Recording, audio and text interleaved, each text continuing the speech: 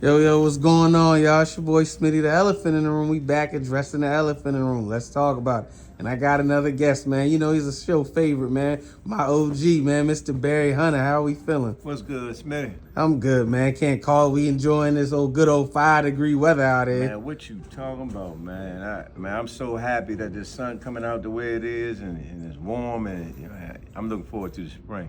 Got you, man. I guess speaking of looking forward to stuff, before we get in it, because I got some topics I got to talk to you about.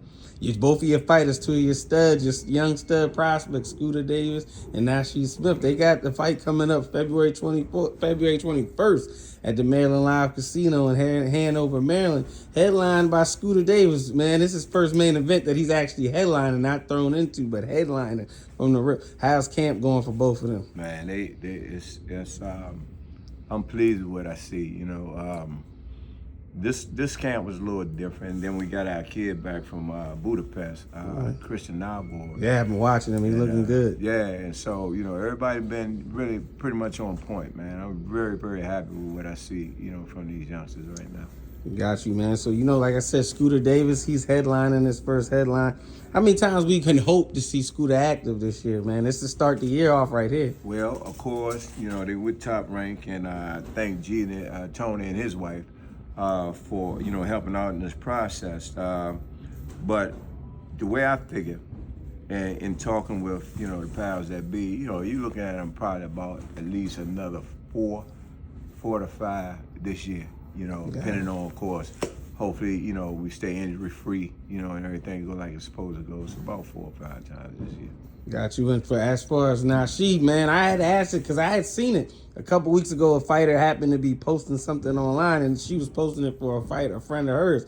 And I happened to see the top 10, 12 rankings for the light heavyweight. That's the 175-pound division. And I see Nasheed Smith's name. He cracking that list. Before I ask you about how camp and how active you want, how proud of you of that, just for me to be breaking that to you, seeing Nasheed in that top 10 to 12 for his division. It's a beautiful thing. Mind you, when his father brought Nasheed to the gym, I believe Paul brought Nasheed there. He was between 9 and 10 years old. And the seed where he started from to now, it's a blessing indeed. And, Nasheed's the type of kid that never gave us problems. You can set your watch by, him coming in the gym or not, Been training every day. I can count on maybe one hand and with about 3 or 4 fingers the time that he missed the gym. And, and that's how consistent he's been over the years. So, I'm proud of him, man. He's just an all-around good kid, good young man. And he is a type that coaches dream about having athletes like that. And what people don't know, Nasheed, as a junior, won the Taekwondo Nationals as well. So, he's combat sport in him. He's competition and combat sport competition. Yeah. Got you, man. So I gotta ask you this, man. This is what the purpose was. You from the old school, but you also blend with the new school. Obviously, with Scooter and Nasheed. Then your relationship, obviously, with Gervonta Tank Davis. There's a lot of talk going on, right, about this whole belt thing. We're in an era, people you got some people that's still saying belts matter. They care about belts. Then you got some people that's trying to push a narrative that belts don't mean nothing no more. What's your thoughts? Since you come from that era, like we said, the 4 Kingsmen, you seen the Haglers, the Hearns, the Sugar Ray Leonards, and the Roberto Durans, to the Roy Jones, the Mike Tysons, the Floyd Mayweathers, the Sugar Shane Mosleys, the Oscar De La Hoyas. You come from that generation. What's your thoughts on this whole with the belts? And do you believe they matter, or have we got into an era where you can fight these guys big name fights and they don't even have to have a belt? You can see both sides, you know what I mean? Like you said, I did come out of that era where, boxing was beautiful. We used to watch boxing on like ABC, CBS, NBC, and they were non-title fights. The arenas were sold out at times, and the competition was stiff, and it wasn't for a belt, but nevertheless, you were pitting, some of the best against the best, which, as why people call it the golden era of boxing. But if you're a youngster coming in, and you've been watching this thing your whole life and, you know, wanting to be a champ your whole life, sure the belts matter.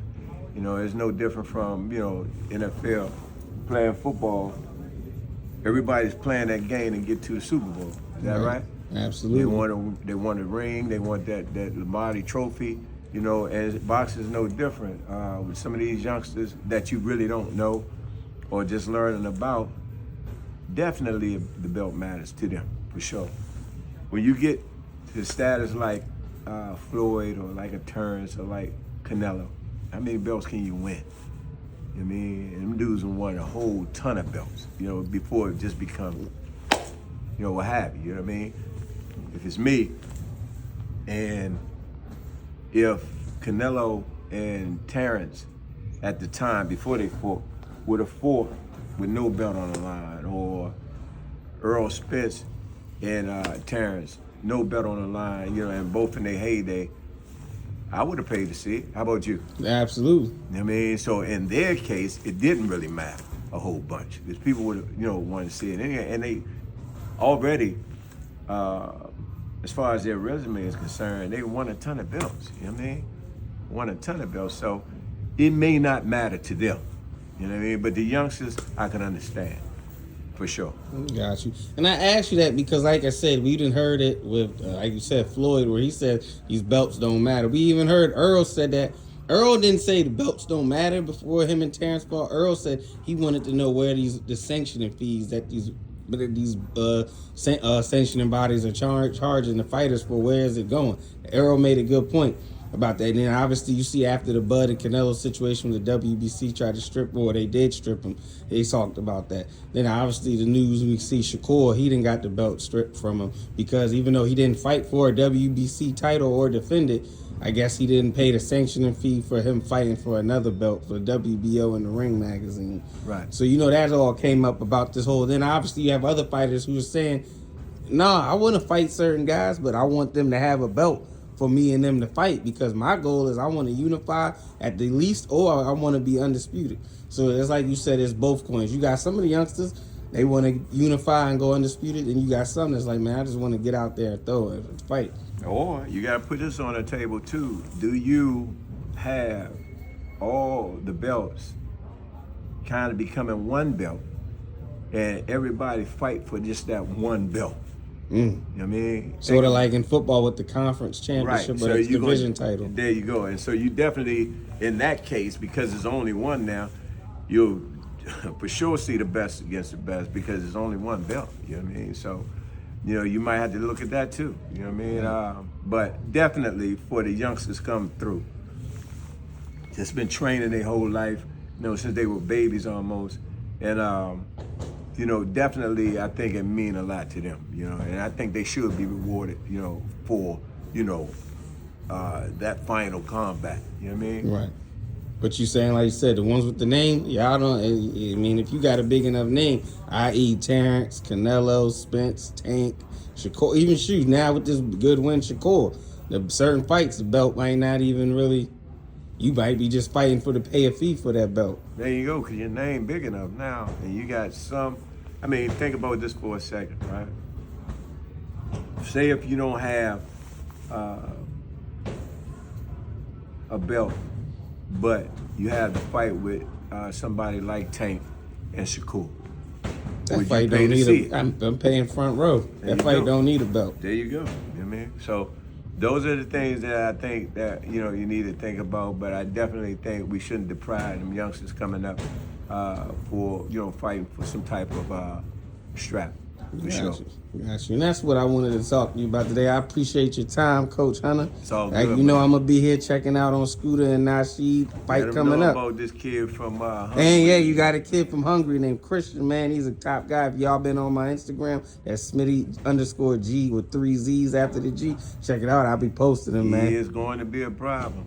Sure. Y'all hear the problem in that middleweight, 160. Y'all got a guy coming to join y'all. 19 years old, turned pro when he was 17. Won a youth title, WBO, over in Budapest. It's gonna be a problem, man. Got you, man. It was appreciated. Thank you for your time today, Coach. Thank you.